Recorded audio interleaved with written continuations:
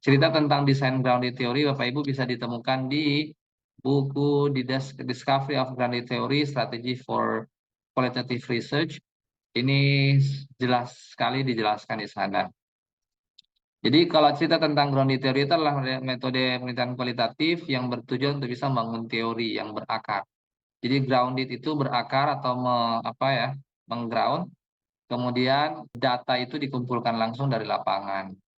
Tidak seperti metode penelitian dua deduktif yang menguji teori yang sudah ada, grounded teori ini ya sifatnya induktif. Teori yang muncul dari data dikumpulkan oleh pengamatan, wawancara, atau sumber lain yang relevan dengan fenomena yang diteliti. Jadi gini ya Pak Ibu, ketika misalnya kita riset, biasanya untuk bisa membantu hasil penelitiannya kita dengan baik, itu kita menggunakan teori. Nah, ketika kita menggunakan teorinya, dan kemudian dengan teori itu kita bisa mencari data, itulah nanti yang disebut dengan riset deduktif dia. Kenapa disebut dengan deduktif?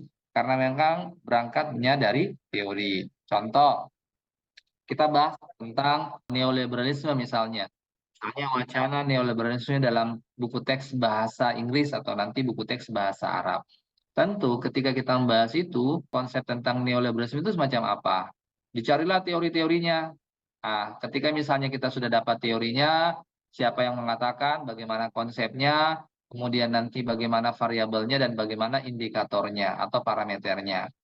Nah, setelah misalnya kita dapatkan, kemudian nanti kita menganalisis buku teks berbasis apa? Berbasis teori yang sudah ada itu. Nah, itulah yang disebut dengan metode penelitian deduktif.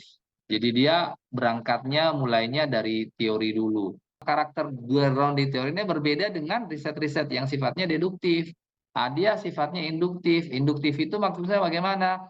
Data, jadi kita mulainya dari data dulu Bapak Ibu. Jadi kita tidak tahu, jadi kalau kita mau riset, kita tidak berangkat dari teori, tapi kita berangkat dulu dari data-data yang ada.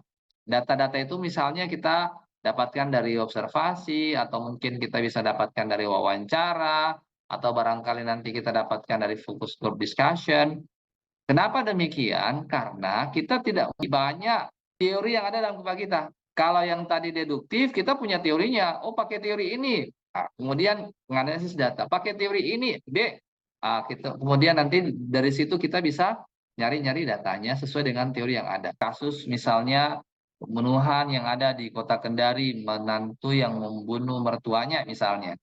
Nah, itu dari situ kasusnya, datanya itu.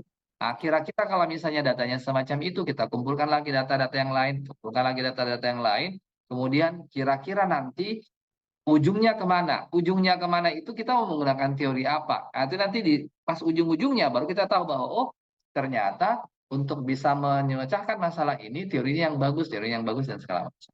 Jadi kita berangkatnya dari data Bapak Ibu. Jadi dia grounded theory bukan hanya sekedar metode pengumpulan data, tapi proses iteratif. Ya, so dengan iteratif itu dia berulang-ulang Bapak Ibu ya, kayak siklus begitu ulang-ulang terus. Sampai misalnya yang melibatkan pengumpulan data, coding, analisis simultan, dan bahkan untuk bisa menghasilkan yang teori yang kohesif. Nah, di sini bisa ditahu bahwa tujuan desain ini ya bagaimana? Tujuannya adalah untuk bisa merancang atau mengembangkan teori yang sudah ada atau penjelasan yang kuat dan relevan tentang fenomena sosial tertentu. Kemudian lainnya bisa menghasilkan teori yang memang berakar atau ground dan dapat menjelaskan perilaku, tindakan, atau proses sosial.